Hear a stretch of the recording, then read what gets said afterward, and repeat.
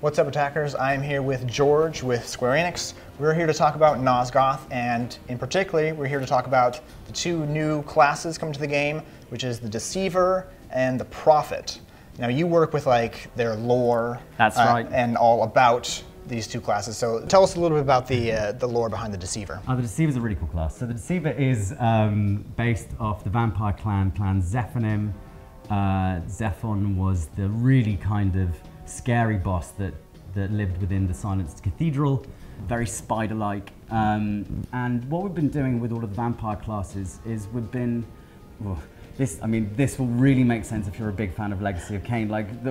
So the vampire clans devolved due to something called Neopraptor's Curse, which was something that happened right at the beginning of the first Blood Omen game, and it's a mental kind of disease curse. So the vampire clans devolve along the lines of the personalities and characteristics of their lieutenant patriarchs.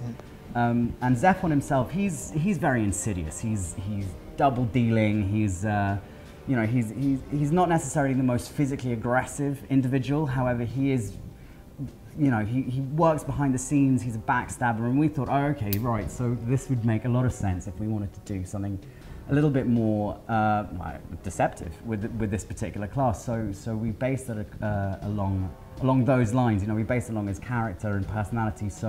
And also we tried to reference some of the shapes that would go on to be more present in Soul Reaver. So for example, when you come across a Zephonim in Soul Reaver, they're very extended arms and gangly, and so we, as you can see when you play the Deceiver, his limbs have been extended and stuff, and we thought it would make sense that of all the particular classes that this would be a clan that tried to force their evolution forwards or in particular directions because they were so hungry for power but didn't have the same kind of physical raw impact that the other clans had. So what you can see in especially some of the alternate skins is some pretty brutal kind of forced experimentation and body modification that these guys have undertaken in order to try and match their peers on the battlefield. And yeah, no, it's been really fun designing him because he's just he's a really creepy guy.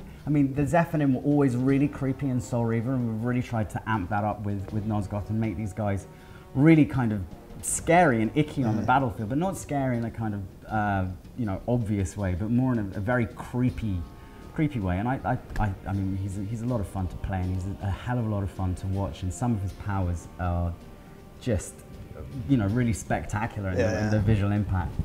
We are with Corey, game director, Psyonix, and we are talking about the two newest classes in Nosgoth, the Deceiver and the Prophet. So let's talk a little bit about the Deceiver and how they play in the game. So the Deceiver, we really wanted a sort of disruptive, sneaky class, and it fits in with his whole backstory. And we always loved stuff like the Spy in Team Fortress 2, and we thought it'd be really cool. We have such a team-based gameplay style. If you played Gears of War multiplayer, it feels a little bit like that. You've got your squad, and you're responsible for your teammates, and suddenly there's a fifth guy there, and it's like, which one is real, which one's fake, and it really changes up the dynamic, which we thought was really awesome because we focus so much on strong silhouettes, and if you see a tyrant coming, a tyrant's coming. In this case, it creates a lot more sort of, I don't quite know what's happening, I don't know what to trust anymore. It changes things up a lot. So deceiving. Yes, exactly. And his other stuff, we really wanted to not break the fourth wall, but do a lot of stuff. One of our inspirations was Silent Hill. I think it was Shattered Memories, one of the games where your actual, Metal Gear Solid did this too, where your actual screen changes or stuff, like your controls invert, really sort of things that screw with how you play. And we didn't push it quite that far in the end, but the Deceiver can do something, as an ability called Dominate Mind, and that lets you actually take over the brain of a human and control their movements for about 5 to 10 seconds. Nice. So you can do a lot of stuff with that. If they're camped in a building, if you can get a line of sight, you can snatch a guy, run him out away from his teammates, and all your team can, swoop down and murder him. I've never seen that before. That's cool. So we were just trying to do really different stuff with him that we hadn't done, obviously, with our characters or even played in other games. Yeah. So what are some of the other interesting skills that he has? One of my favorites is he can create illusions of himself, and so if you're under fire, you can basically spawn these 2 copies that run in random directions and attack people. And the most satisfying use of it is if you're going sort of around a corner on a building and someone's chasing you, sometimes they'll follow one of your copies, and then you can come up behind them and kill them while they're trying to shoot down your fake person. So that's a lot of fun. And he has this, we're trying a new mechanic with him, an infection mechanic, where he can basically shank you with his like diseased talons, and the disease will spread to other humans near you. So if you see your friend get stabbed by the Deceiver, you might want to stay away from him because they'll spread the disease or the poison to you. That's cool. So that's been pretty neat to play. How did you come up with these types of skills?